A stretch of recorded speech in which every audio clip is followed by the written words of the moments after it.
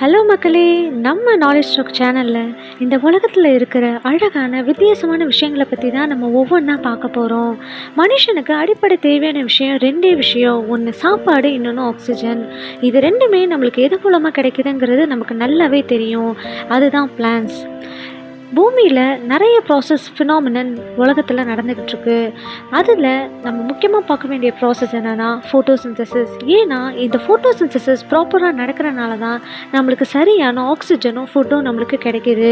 ஸ்கூலில் நம்ம நிறைய சப்ஜெக்ட்ஸ் படிச்சிருப்போம். அதில் ஒரு முக்கியமான சப்ஜெக்ட் பாட்னி. அந்த பாட்னியில் தான் இந்த பயாலஜிக்கல் ப்ராசஸை பற்றி படிச்சிருப்போம். இந்த ப்ராசஸ் நடக்கணும்னா டெஃபினட்டாக நம்மளுக்கு ஒரு விஷயம் தேவை. அது என்னன்னா சூரியன். சூரியனோட உதவி இல்லாமல் டெஃபினட்டாக இந்த ஃபோட்டோசிந்தசிஸ் ப்ராசஸ் நடக்கவே நடக்காது. பிளான்ட்ஸில் நிறைய பார்ட்ஸ் இருக்கும். அதில் ஒரு முக்கியமான பார்ட் நான் இப்போ சொல்ல போகிறேன். கண்டிப்பாக எல்லாருக்குமே இந்த பார்ட்டோட நேம் தெரியும். அது என்னன்னா குளோரோபிளாஸ்ட். குளோரோபிளாஸ்ட்டுக்குள்ளே ஒரு முக்கியமான ஒரு பிக்மெண்ட் இருக்குது. அந்த பிக்மெண்ட் பேர் தான் குளோரோஃபில்.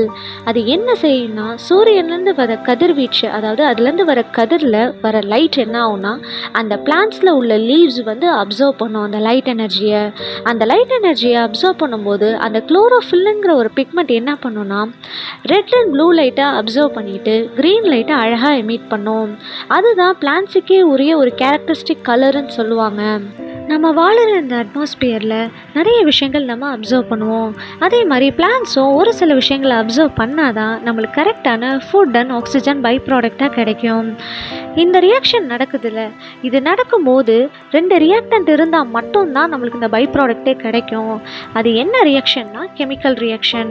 இந்த கெமிக்கல் ரியாக்ஷனுக்கு தேவையான 2 ரியாக்டன்ட் இருக்குது. ஒன்று கார்பன் டை ஆக்சைடு, இன்னொன்று வாட்டர். பிளான்ட்ஸ் என்ன செய்யுன்னா சுற்றுச்சூழலில் இருக்க காற்று இருக்குல்ல, அந்த காற்றுலேருந்து கார்பன் டை ஆக்சைடை ஃபஸ்ட்டு அப்சர்வ் பண்ணிக்கும் ரியாக்டண்ட்டாக. நெக்ஸ்ட்டு சாயிலில் நேச்சுரலாகவே வாட்டர் கான்டென்ட் இருக்கும். அந்த வாட்டரை செகண்ட் ரியாக்டண்ட்டாக அப்சர்வ் பண்ணிக்கும்.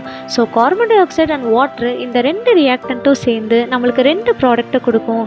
ஒன்று குளுக்கோஸ், அந்த ப்ராடக்ட் கொடுக்கும். அது என்னன்னா ஒரு டைப் ஆஃப் சுகர் சொல்லுவாங்க.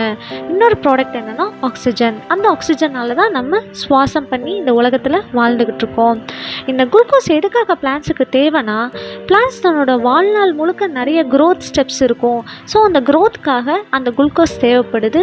அப்புறம் பிளான்ஸுக்கு சில லைஃப் சைக்கிள் ப்ராசஸ் இருக்குது, அதுக்காகவுமே இந்த குளுக்கோஸ் பயன்படுது.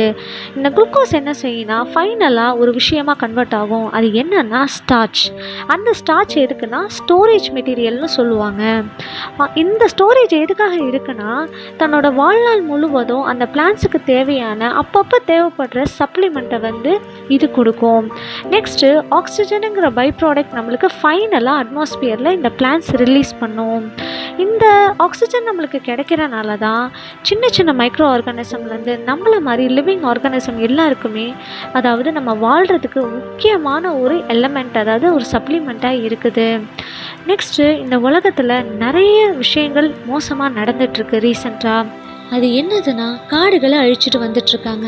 இப்படி அழிக்கிறதுனால பூமியில் தண்ணி பஞ்சம், சாப்பாடு பஞ்சம், பூமி அதிகமாக வெப்பநிலை அடையுது. சரியான காலத்தில் மழை பெய்ய மாட்டேது, சரியான காலத்தில் வெயில் அடிக்க மாட்டேது.